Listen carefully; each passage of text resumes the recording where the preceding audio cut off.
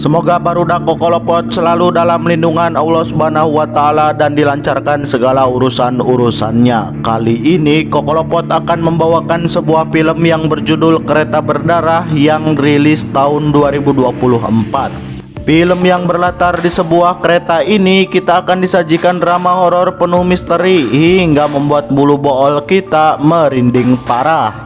Seperti apa kisahnya? Langsung saja kita gas. Film diawali dengan memperlihatkan tengah hutan alas roban. Di sana ada beberapa pekerja penebang hutan yang bertujuan untuk membuka jalur kereta baru yang akan menuju ke sebuah tempat wisata.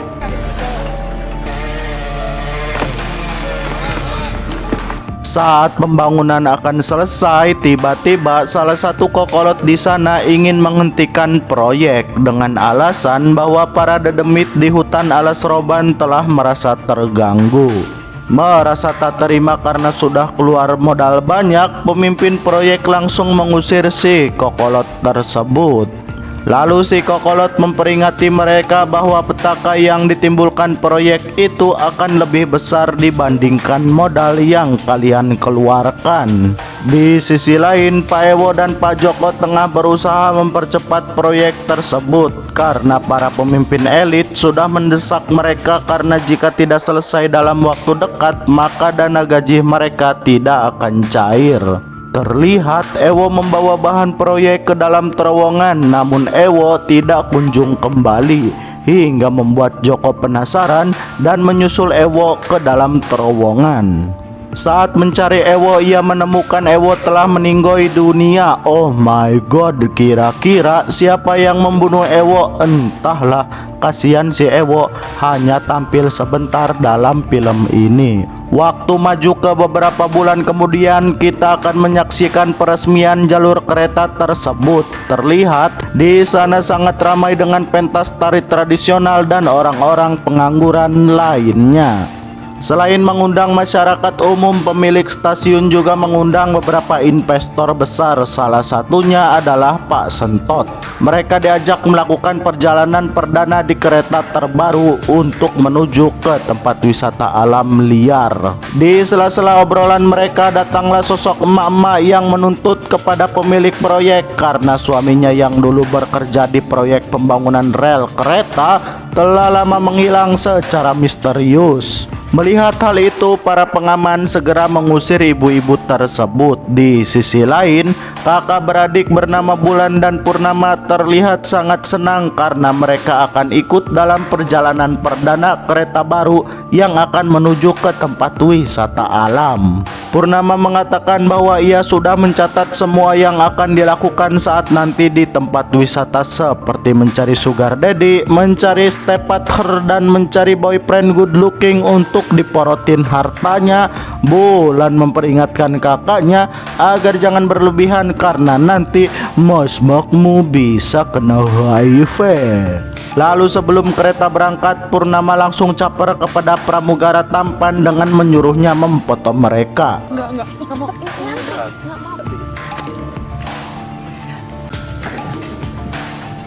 Setelah para penumpang duduk di kereta, masinis langsung memberikan arahan kepada mereka bahwa perjalanan akan memakan waktu beberapa jam.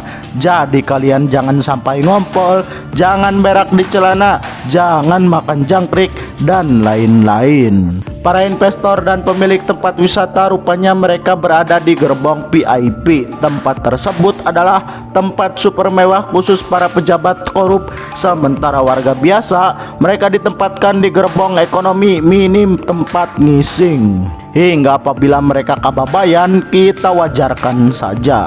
Saat kereta mulai memasuki wilayah hutan alas roban, para seleb TikTok langsung update pamer ngabibita jama balangsak teu mampu tapi selalu meremehkan kerja keras dan karya orang kaya. Dasar kau entog. VIP bukan yang Di sana juga ada sepasang kekasih penipu dalam bidang judol. Mereka rupanya bertujuan untuk kabur dari halayak ramai sambil membawa $1 Zimbabwe. Sementara itu di salah satu gerbong ada buruntah yang sengaja menaiki kereta tersebut hanya untuk mencari suaminya yang dulu menghilang saat kerja di proyek pembuatan rel kereta. Dia adalah Joko. Di scene awal tadi, saat melihat bayangan suaminya, ia segera mengejarnya. Ketika Runtah akan memasuki gerbong VIP, ia diusir sama pramugari. Pergi kau miskin, loncat kau sana jadah. Situ mana? Tadi wajahnya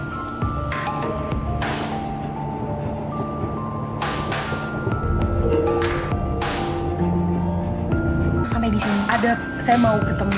Maaf ibu, tidak bisa. Silakan ibu, self service.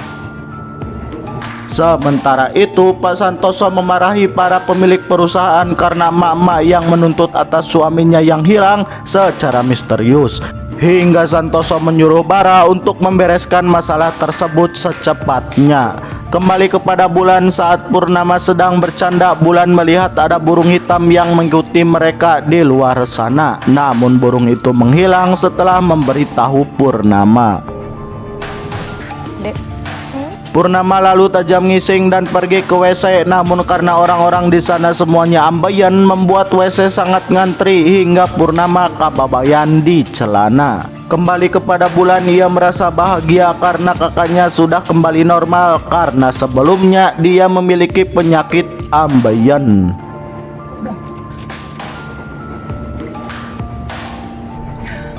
Singkat waktu, saat kereta memasuki terowongan, semua penumpang mulai merasakan beberapa hal yang di luar nalar.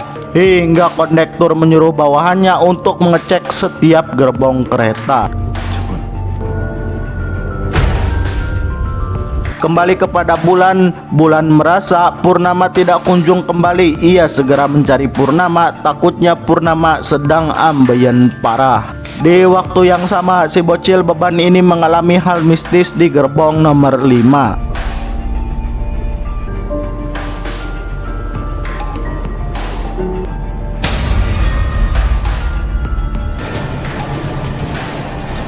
Kembali kepada Bulan, saat Bulan menemukan Purnama, Purnama merasa aneh karena gerbong nomor 5 sudah menghilang hingga membuat mereka kebingungan. sampai sana. Mereka langsung melaporkan hal itu kepada kondektur dan si kondektur sangat merasa kebingungan juga akan hal tersebut. Entah apa yang terjadi kepada gerbong nomor 5, konduktor tetap menenangkan para penumpang yang mulai menyadari kejanggalan kereta ini. Mohon maaf, toilet ini sudah rusak. Silakan gunakan toilet di depan kita. Bulan dan Purnama yang kehilangan semua barangnya karena hilang di gerbong 5, mereka ditenangkan oleh konduktor. Purnama yang beser lagi-lagi ke toilet, sementara Bunga ia ditelepon oleh perawat rumah sakit dan mengatakan bahwa Purnama belum sembuh dari penyakit ambeiennya dan harus kembali ke rumah sakit sekarang juga. Lalu Bulan memarahi Purnama karena kebohongannya, padahal Bulan sangat khawatir dengan kesehatannya. Mendengar hal itu, Bulan akhirnya meminta maaf dan akan mentus bol-bolnya agar dia sembuh dari ambeien. Sakit, Kak. Di sisi lain, si konduktor akan menelpon pimpinan. Ia mengalami hal aneh di luar nalar. Saat Sidik datang, ia langsung melaporkan bahwa gerbong nomor 5 tiba-tiba menghilang. Awalnya Sidik tak percaya, namun saat ia mengecek CCTV gerbong nomor 5 yang mati, ia kini percaya dengan laporan konduktor. Luang gitu. Luang. Sidik sepakat agar merahasiakan kejadian ini dari orang lain sampai mereka bisa memecahkan misteri hilangnya gerbong nomor 5. Konduktor kemudian menginfokan kepada Bulan dan Purnama bahwa gerbong nomor 5 sudah dievakuasi oleh tim pelaksana lapangan. Jadi kalian jangan khawatir, mereka bisa duduk di gerbong nomor 4. Kang sudah menanganinya dengan baik.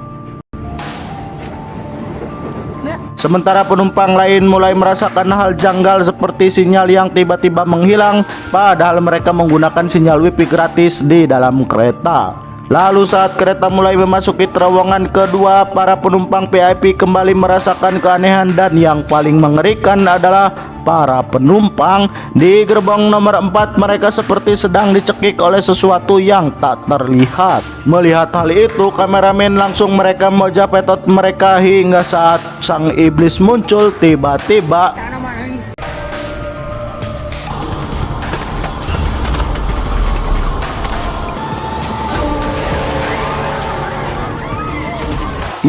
petot cianya. Bulan yang melihat kejadian itu langsung histeris dan mengatakan bahwa gerbong nomor 4 sudah diambil oleh sosok iblis menakutkan. Akhirnya Santoso dan Bara menyadari bahwa dua gerbong mereka telah menghilang. Jelas saja mereka panik karena jika info itu sampai kepada investor, maka mereka tidak akan memberikan uang kepada stasiun miliknya lagi. Saya nggak tahu. Burunta mengatakan bahwa ketika kereta melewati terowongan maka satu gerbong akan menjadi tumbal di hutan alas roban dan memberikan peringatan kepada mereka.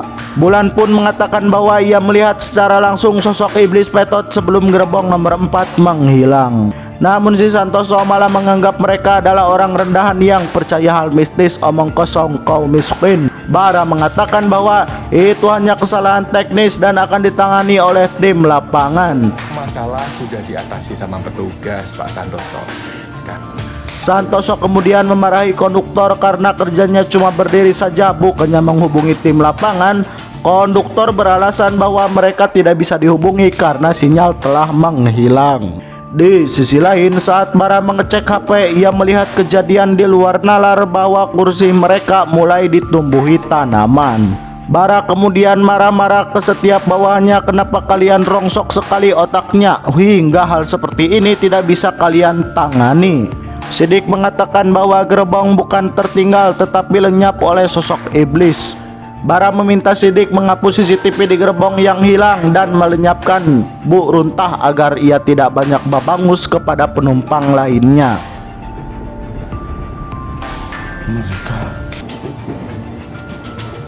Singkat waktu, Sidik meminta Santoso kembali ke gerbong VIP. Biarkan mereka dilalap iblis, gue gak peduli. Bu Runtah kemudian menanyakan keberadaan suaminya kepada Santoso. Santoso malah melempar hal itu kepada Bara karena dialah tim lapangan ketika proyek ini berjalan. Di sisi lain, Bulan dan Purnama duduk di gerbong nomor 2 karena gerbong nomor 3 akan segera menghilang. Masa iya tokoh utama akan menghilang sebelum film berakhir? Purnama mendesak konduktor bahwa ia belum menghubungi tim lapangan. Konduktor akhirnya jujur, ia belum menghubungi tim lapangan karena sinyal yang menghilang. Lagi histeris kayak gitu. Monyet kau konduktor, ucap Purnama. Purnama kemudian mengalami ambeien di coblok.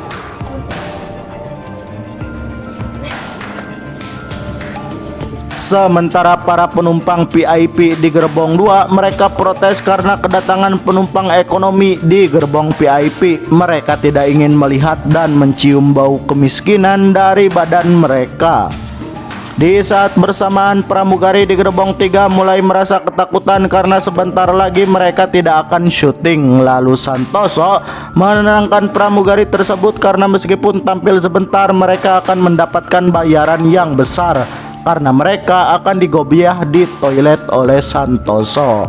Ketika kereta mulai memasuki terowongan, lagi-lagi hal aneh menimpa mereka di sini. Santoso akhirnya melihat sosok iblis petot kerengan buduk dan menyuruh mereka segera lari ke gerbong nomor 2 kalau mau aman. Belum sempat masuk ke gerbong 2, mereka dihalangi sosok iblis dan pasukannya sehingga mereka harus tewas saat itu juga.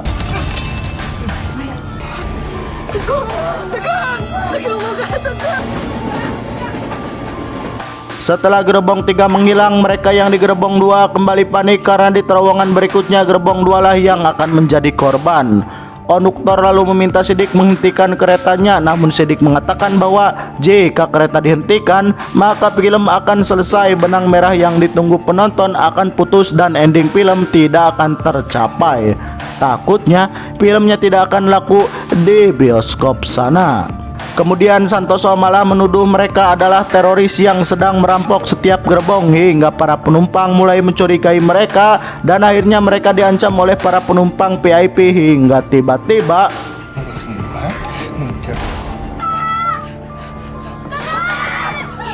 setelah menguasai gerbong nomor 2, mereka menuju ke gerbong nomor 1 karena sebentar lagi gerbong nomor 2 akan dilenyapkan iblis di terowongan selanjutnya.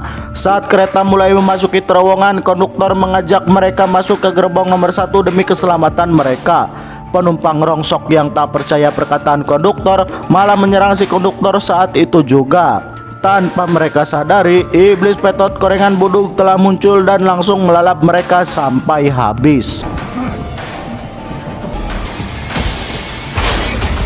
Melihat gerbong 2 telah lenyap, akhirnya mereka menyadari bahwa nyawa mereka sedang terancam hingga mereka ingin menghentikan kereta sebelum mencapai terowongan terakhir. Bara kemudian meminta kunci ruangan masinis dan jadahnya lagi, si Bara bukannya menghentikan kereta, ia malah menyuruh masinis untuk mempercepat keretanya agar segera sampai pada ending film. Nggak bisa. Iya, saya mengerti. Iya. Dia mengunci ruang masinis agar mereka tidak bisa masuk. Untungnya ada Pak Sidik, atasan masinis, yang menyuruh masinis segera menghentikan keretanya. Mendengar hal itu, Bara menyerang mereka hingga konduktor berakhir mengenaskan. Sementara kereta langsung terhenti dan mereka segera memikirkan cara kembali tanpa harus melewati terowongan tersebut. Bapak Ibu kan kasih dah cerita kerja. Sebelum pergi, Runta kembali menanyakan suaminya kepada Bara, namun Bara mengatakan ia tidak tahu apa-apa. Sumpah aing mah demi Allah.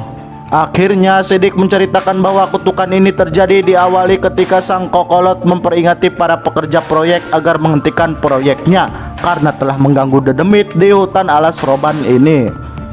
Namun pemimpin proyek yang sudah keluar banyak modal, mereka malah mengusir kokolot dengan kasar. Soal rumah mereka. Setelah mendengar cerita Pak Sidik, mereka segera keluar dari kereta. Namun sampai di luar, ternyata permasalahannya bukan hanya di terowongan, akan tetapi para iblis juga menguasai seluruh hutan alas roban di malam hari. Hingga si iblis mulai menghabisi mereka satu persatu.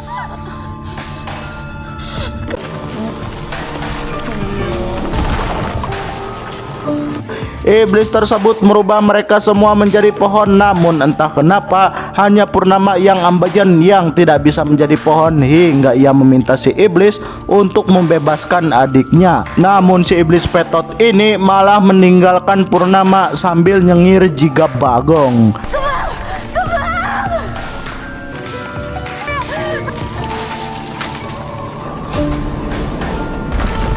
Beberapa bulan berlalu setelah kejadian mengerikan itu, Purnama bertemu dengan si kokolot dan si kolot menjelaskan bahwa si iblis hanya memakan orang sehat saja, sementara orang rongsok seperti kamu penyakitan ambeien menjadikan tidak akan ia makan karena merasa jijik jika nyele banget sia, apalagi memakan banget sia. Di akhir film, Purnama yang sudah botak akhirnya merasa terbebas dari kekangan halayak ramai. Kokolot pamit. Capek ngabacot, bye. Dia bakal lanjutin pengobatan